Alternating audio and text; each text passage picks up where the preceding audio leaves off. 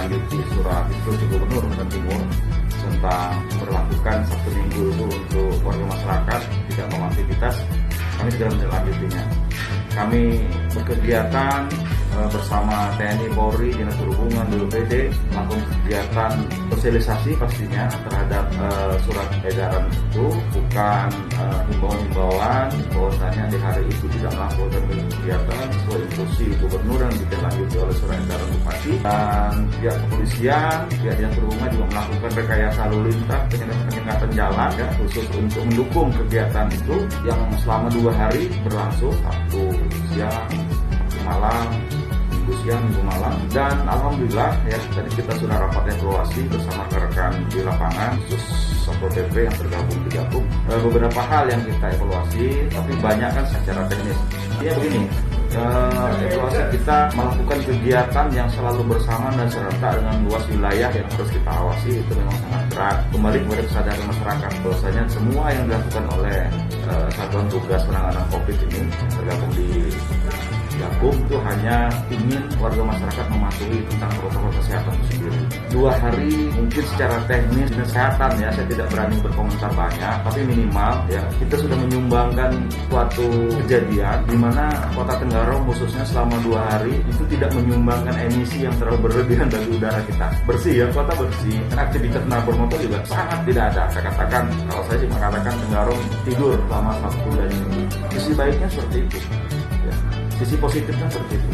Sisi positif kedua, mungkin pimpinan kita berharap di 2 hari itu tidak terjadi penularan ya dengan kejadian seperti itu. Ini secara teknis menurut kami menilai. Jadi sisi baiknya seperti itu. Pertama, udara bersih ya, tidak ada emisi kendaraan bermotor, memang silent ya. Bilang mau Pak Gubernur silent. Nah, yang kedua adalah selama 2 hari minimal tidak terjadi penularan akibat daripada aktivitas manusia, masyarakat yang berlebihan keluar rumah.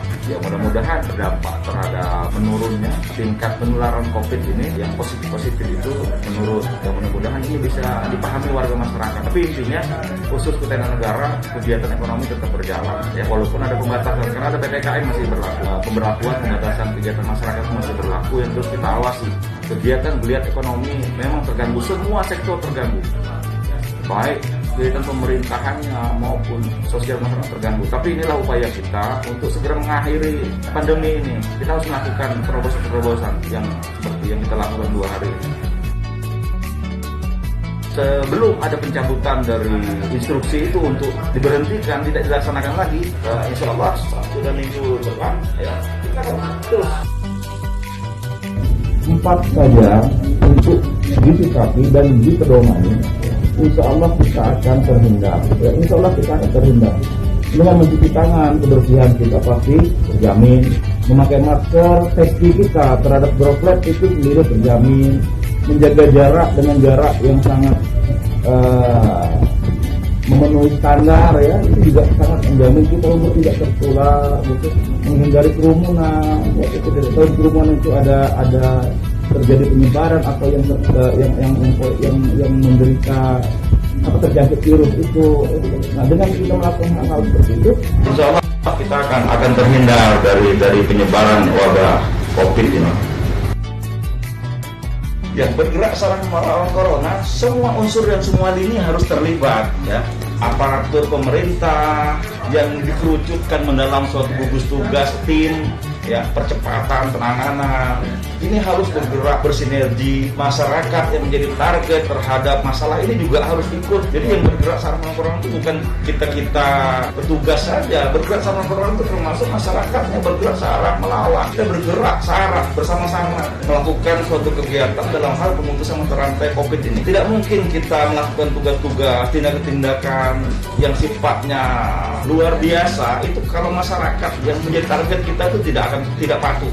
Tidak mungkin. Kepatuhan masyarakat itu akan membuat tim ini tidak ada. Itu bisa terjadi kalau masyarakatnya patuh terhadap protokol kesehatan. Ngapain ada tim satgas, aparat penegakan hukum itu tak perlu ada. Yang jadi masalah itu kan kita harus selalu mengingatkan masyarakat ini. Karena masyarakat kita juga banyak yang belum merespon dengan baik, belum informasi yang hari ini yang sedang berlangsung, yang sedang berlaku di tengah-tengah kehidupan kita, adanya pandemi corona itu menularnya seperti apa, terjangkitnya orang itu seperti apa, ciri-ciri orang terpapar virus corona seperti apa. Ini saya belum tersampaikan dengan baik. Nah, tugas-tugas kita lah yang ada di Satgas ini untuk menyampaikan informasi ini dengan baik dan jelas di tengah masyarakat. Ya, ada kekurangan pasti ya, kita juga manusia biasa, jumlah kita terbatas dan kita harus selalu siang malam memberikan pelayanan untuk mengingat. Dan saya juga sudah sampaikan kepada jajaran saya, kita tetap semangat berikan pelayanan untuk warga masyarakat kita, daerah kita.